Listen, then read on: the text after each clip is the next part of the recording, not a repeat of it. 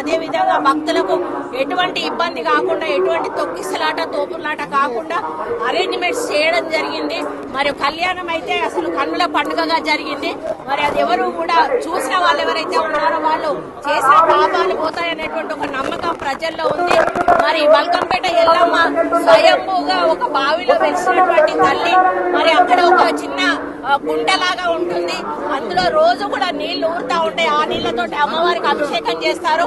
అమ్మవారి అభిషేకం నీళ్లు తీసుకున్న వాళ్ళకి ఎవరైతే ఉన్నాయో చర్మ వ్యాధులు తొలగిపోతాయి అనేటువంటి ఒక విశ్వాసం ఉంది. మరి అదే పద్ధతిలో మరి ప్రతిరోజు కూడా పెద్ద ఎత్తున అమ్మవారికి పూజలు జరిపించడం జరుగుతుంది. ఈ రోజు కూడా లక్షలాది మంది భక్తులు వచ్చి వారు అమ్మవారిని దర్శించుకొని వారి యొక్క మొక్కులు చెల్లించడమే కాకుండా మళ్ళీ మమ్మల్ని ప్రశాంతంగా మా జీవితం భవిష్యత్తులో కూడా సంతోషంగా ఉండాలని మొక్కుకొని వెళ్లడం జరుగుతుంది. మన ముఖ్యమంత్రి గారు కూడా చాలా ప్రత్యేక దృష్టి పెట్టి 20 కోట్లు బడ్జెట్ లోనే దీనికి బోనాల కోసం పెట్టడం జరిగింది. మళ్ళీ ఒక 20 కోట్లు ఎస్డీఎఫ్ నుంచి కూడా వారు విడుదల చేయబోతా ఉన్నారు.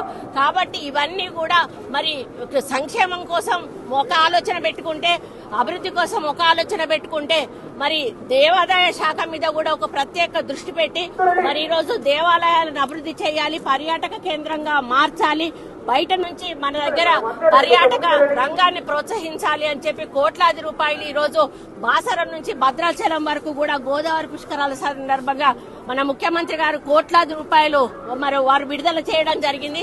అక్కడ కూడా పనులు బాగా జరుగుతా ఉన్నాయి. మొన్ననే సరస్వతి అంత్య పుష్కరాలు కూడా పూర్తయినాయి. రేపు రాబోయే జూన్ లో అంటే నెక్స్ట్ ఇయర్ జూలైలో మనకు గోదావరి పుష్కరాలు కూడా స్టార్ట్ అవబోతున్నాయి. కాబట్టి తెలంగాణలో పెద్ద ఎత్తున గోదావరి పుష్కరాలకు కూడా అరేంజ్మెంట్స్ జరుగుతూ ఉన్నాయి. కాబట్టి ఈ ఆషాఢ మాసంలో జరిగే హైదరాబాద్ బోనాలలో కూడా ప్రతి ఒక్క టెంపుల్ కి కూడా మా నుండి ఆర్థిక సహాయం అందుతుంది. అందరూ కూడా వాళ్ళ స్థాయికి తగ్గట్టుగా బోనాలను జరుపుకుంటారు. ఈ నెల రోజులు కూడా హైదరాబాద్ అంతా ఒక పండుగ వాతావరణం నెలకొని ఉంటుంది. అదే విధంగా ఈ రోజు బల్కంపేట ఎల్లమ్మ కళ్యాణం కూడా వైభవంగా జరగడం మాకు చాలా సంతోషంగా ఉంది. ముఖ్యమంత్రి గారు ఉజ్జయిని మహంకాళి దేవాలయానికి వారు స్వతహాగా రావడం జరుగుతుంది.